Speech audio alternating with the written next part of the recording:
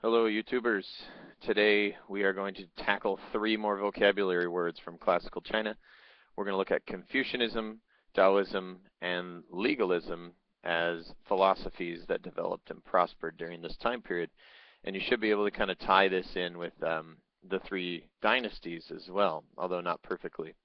So first, Confucianism. Confucianism came about from the teachings of Confucius, or Confuci, and he was a aspiring political advisor, meaning he wasn't necessarily attempting to rule the country himself.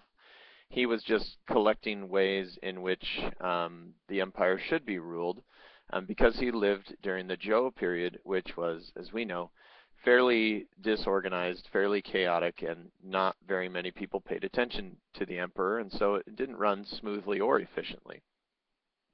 So his idea was based on five relationships, and the idea was that everyone should kind of know their role within society, and you might play multiple roles depending on who you were. And so this was a patriarchal society, and so Confucius basically had women and any kind of servant at the bottom of this scale of the five relationships.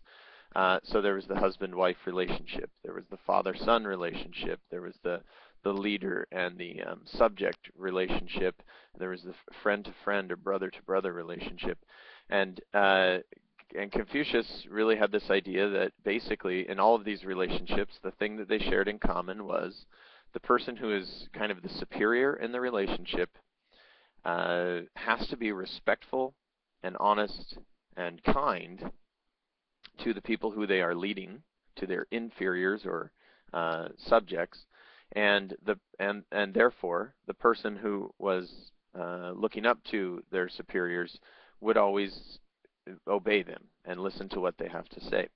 And based on this code, the emperors should be fair and just and honest, and that the subjects would have to listen to them and what they said.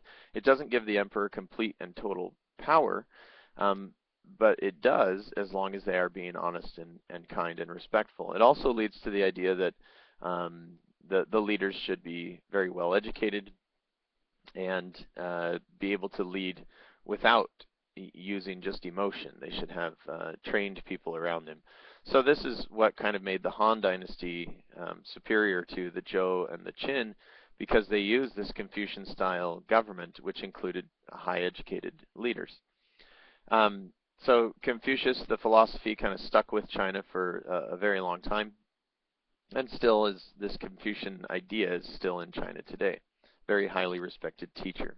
Not a religion necessarily, although some people followed it so much that it almost became a religion. Uh, Daoism is kind of a non-political philosophy.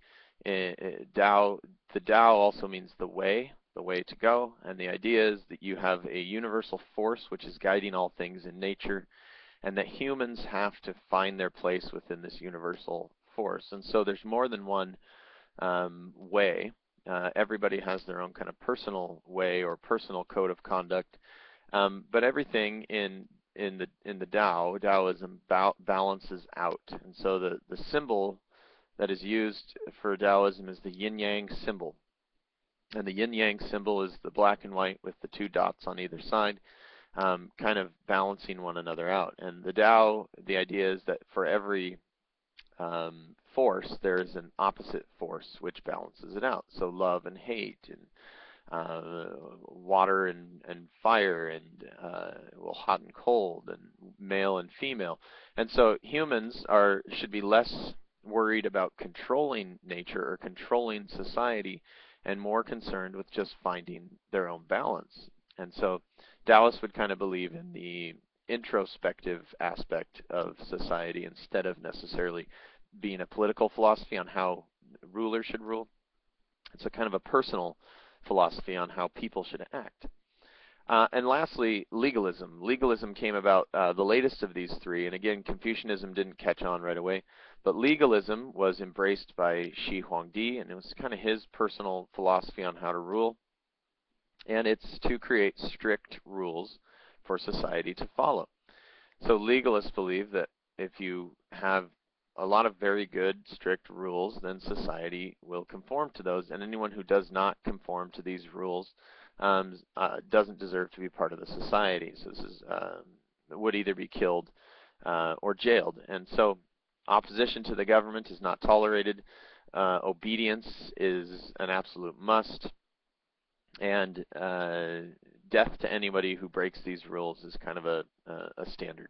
So Shi Huangdi used these policies to create a very effective government system during the Qin dynasty, but obviously it wasn't able to maintain. People grew a little bit weary of it, and it leads to kind of massive fear among the people. And so we still see some of these techniques, legalism. A lot of people who are in a very repressive dictatorship in modern times lived under a legalist system where every aspect of society is controlled, and so we still see hints of this in our modern world. So if we could tie any of those philosophies to any of the dynasties, we would tie legalism to the Qin dynasty. We would tie Confucianism to the Han dynasty, even though Confucius taught way before the Han dynasty. And the very relaxed form of government, which wasn't really trying to control very much, could be tied to the Zhou dynasty, though the Zhou emperors didn't embrace Daoism as their main philosophy. That seemed to be the way that they were going because they didn't have very much control over their people. Okay, that's those 3 words. Don't forget to be awesome, and I will see you later.